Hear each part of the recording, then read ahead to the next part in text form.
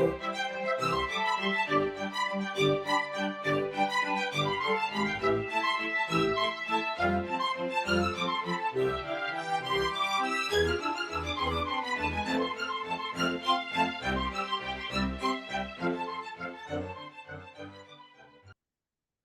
to the Secrets of College Planning. I'm your host, Anthony Uva, and today we're going to get some insight into Latin students going to college. My guest today is Susie Jaramillo. She is the co-founder and CEO of Encantos, and welcome to the show. Thank you, Anthony. It's my privilege and pleasure to be here. Yeah, so usually I start my guests where they went to college. So where'd you go to school? I went to Pratt. I studied painting and illustration at Pratt, and I got my BFA there in Brooklyn. Oh, fantastic. So let's just go back in high school before we get into college and then today. In high school, when did you think about going to college? Was it freshman year of high school, senior year? When did it all begin for you? So for me, it was probably like junior year, but I couldn't wait to go to college. To me, college was so exciting because college is where you study what you really love, right? Not just the curriculum that you have to take. I could finally, just focus on my favorite subjects and lean into what I did best. Great. So now you go to Pratt. Mm-hmm. What'd you think of the school when you got there? So funny thing is, before I went to Pratt, so my first mantra was, oh no, I have to go to school with the most financial aid because, I didn't come from a super affluent family. So we were really dependent on the financial aid that we got. And so I did my first semester at a college called the University of Bridgeport. Get this, because they gave me 19 out of the 20K admission. But then the university was bought by the Moonies.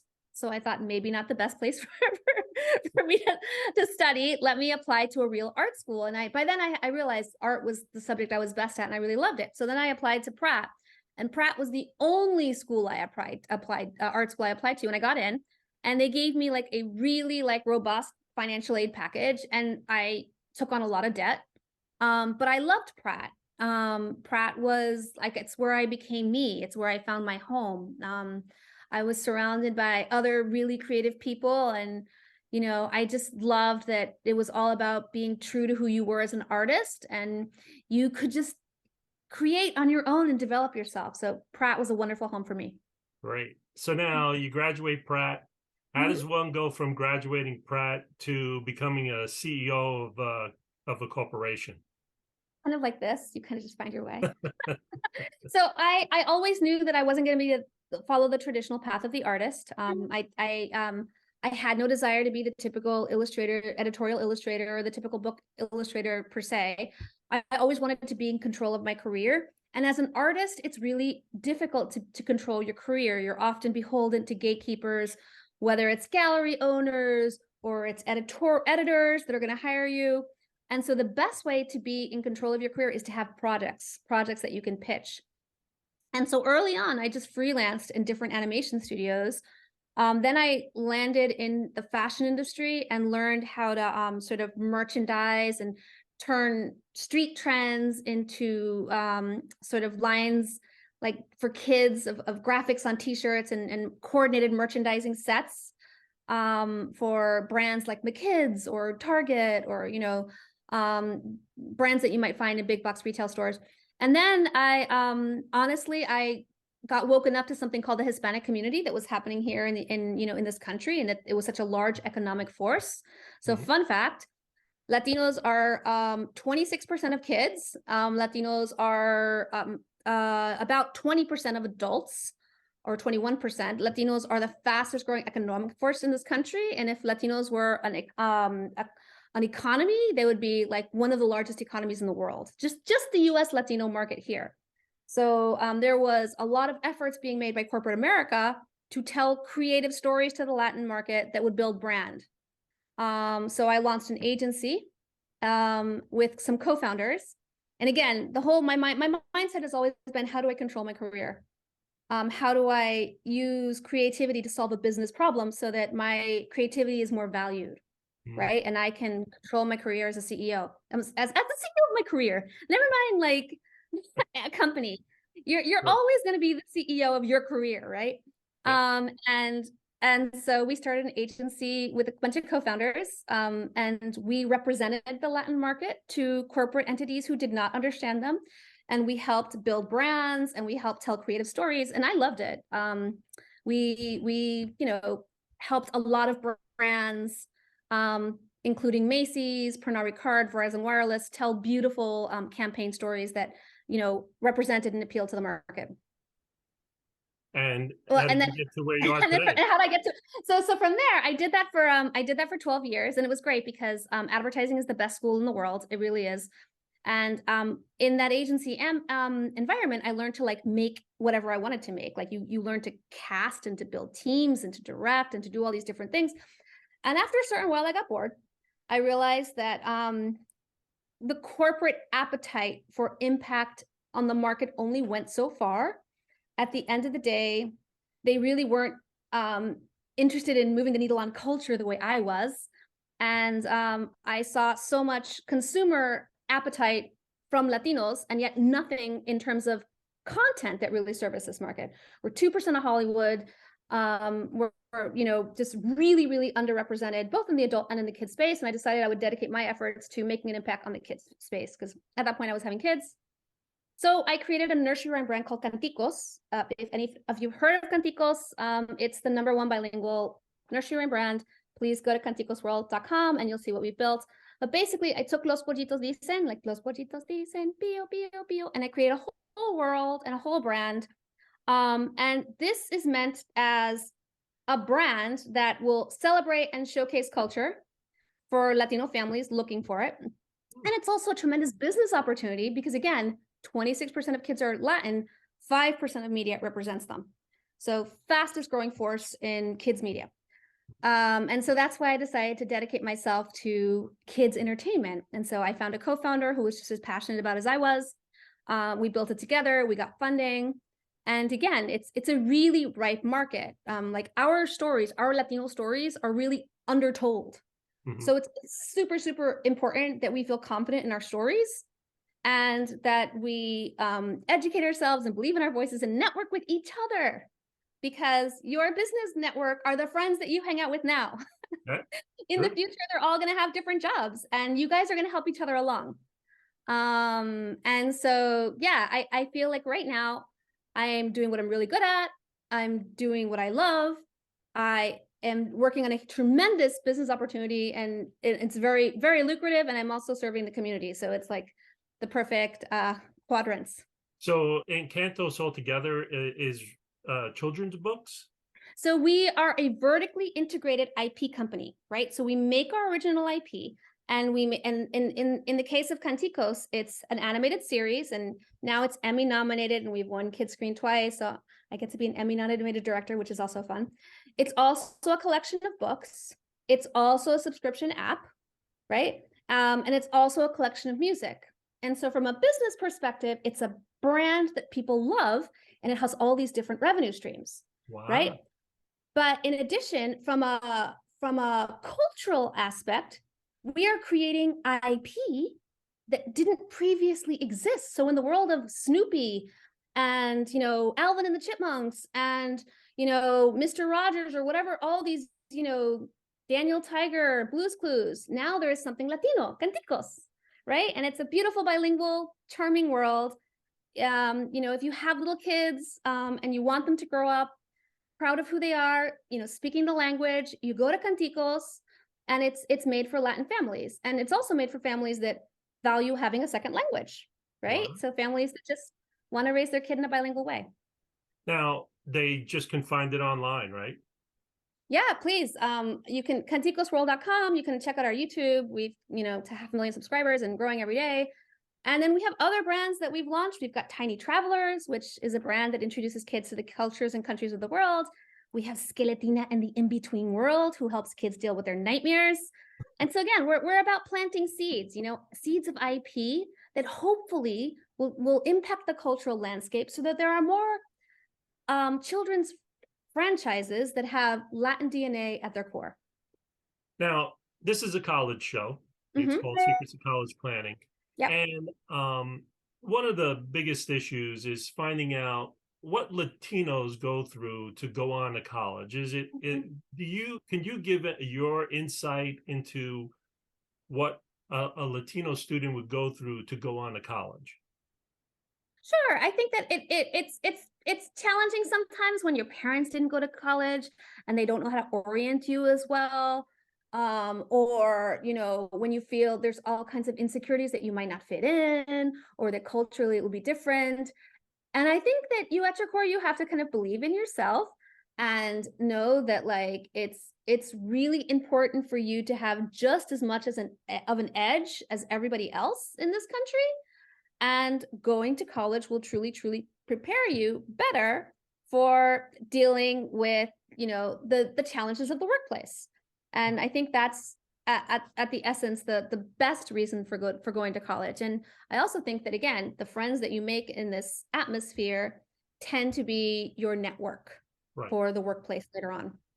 Right. Now, is there more? You said you got 19,000 out of 20,000 from Bridgeport. Is there Yeah. more opportunities for Latino students to get that kind of money? Yeah, so everybody should look, if you're Latin and you're looking for financial support, look up Hispanic Scholarship Fund. I know that there are resources in the Hispanic Scholarship Fund to support Latin students. And apply for the Pell Grants and the financial aid. Please never be too proud or, think that you won't qualify for whatever reason for financial aid. Financial aid, I love my financial aid counselor. We're still friends. We're Facebook friends today. She got me through college. um, so now that you just apply and see what you can do and do your work study and get through it. Yeah. Now, college is pretty much the same for everybody. It's finding friends, it's going through the classes. Can you give your experience of the classes and some of the friends that you met there in school? Oh my God. Yeah, so I loved college. I went to art school too, but college was amazing. So the best friends, the closest friends I have in my life are my college friends. I'm still friends with most of them. And you guys are in the era of social media, so you'll be friends with everyone whether you like it or not. You can't lose them. But college is where you get to choose what you want to study and where you really enjoy yourself in school. And you're also given a tremendous amount of freedom because a lot of time you're away from home. So now you're making all kinds of decisions for yourself up and down.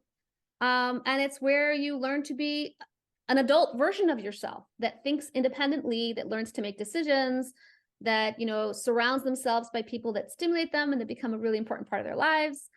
It's where you find yourself. So I highly recommend college to everybody, and study what you love, not what you think you should study.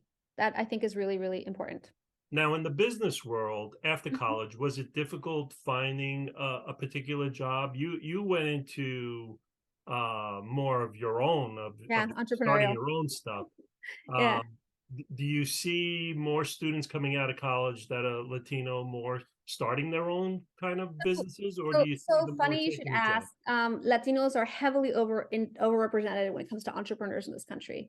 So I'm sure there are plenty of you that is going to have that entrepreneurial bug where you want to control your own destiny. But know that it's also great to have a ton of corporate experience before you launch your own thing. So you shouldn't. I always say you shouldn't launch your own thing unless you feel like you have to, and that just you have this drive inside of you, and you have a very clear vision of what you want to do. Never start a business just because you want to start a business. And I think that the best exercise you can do in terms of job searching is really think about what kind of company you want to work for, and like make your list of companies. Do your research on each company and aim. Don't just look at who's hiring.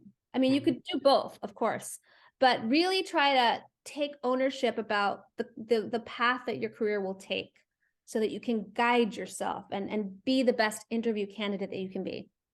Now, being bilingual, Mhm. does it help you in the job market? Absolutely. Being bilingual absolutely helps. Okay, what type of jobs out there would help students with that? Could you give a couple of examples? Like, does your company hire bilingual Sure, students? my company hires bilingual students, but law firms love bilingual people because, a lot of their clients tend to have language needs.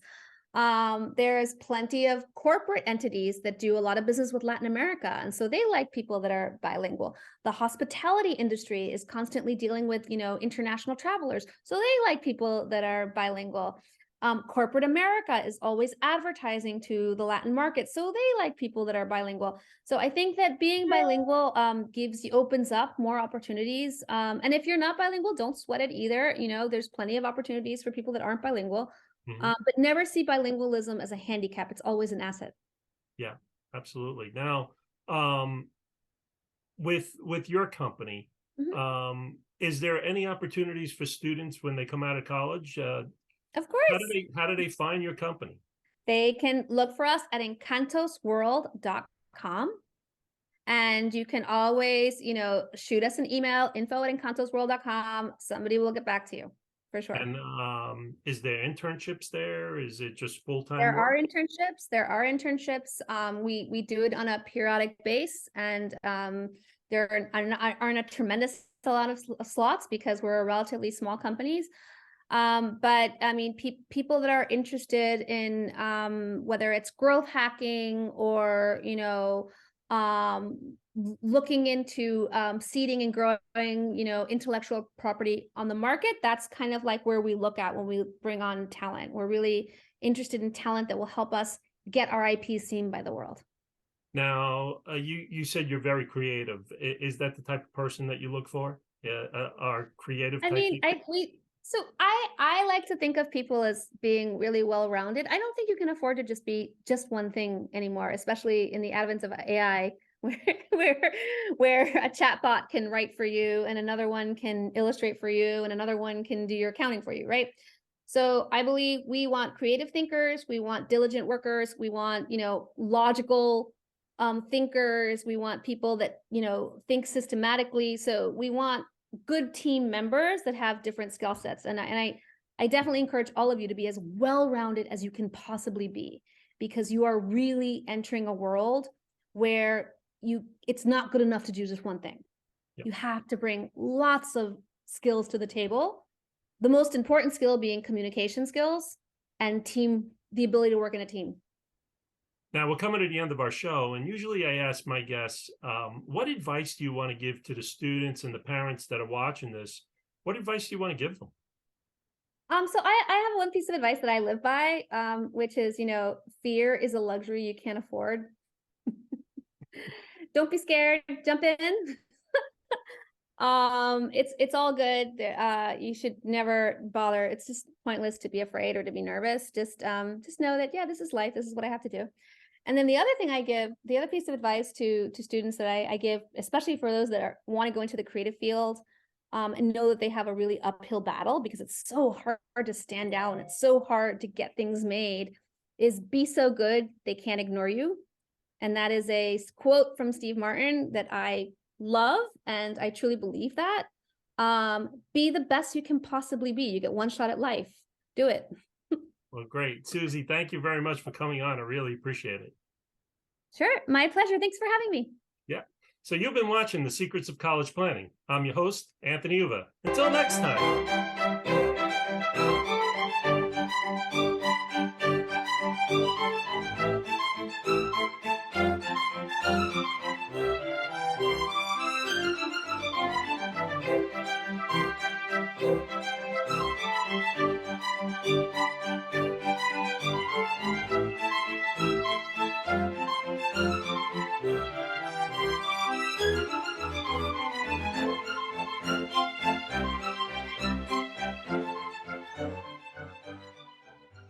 Welcome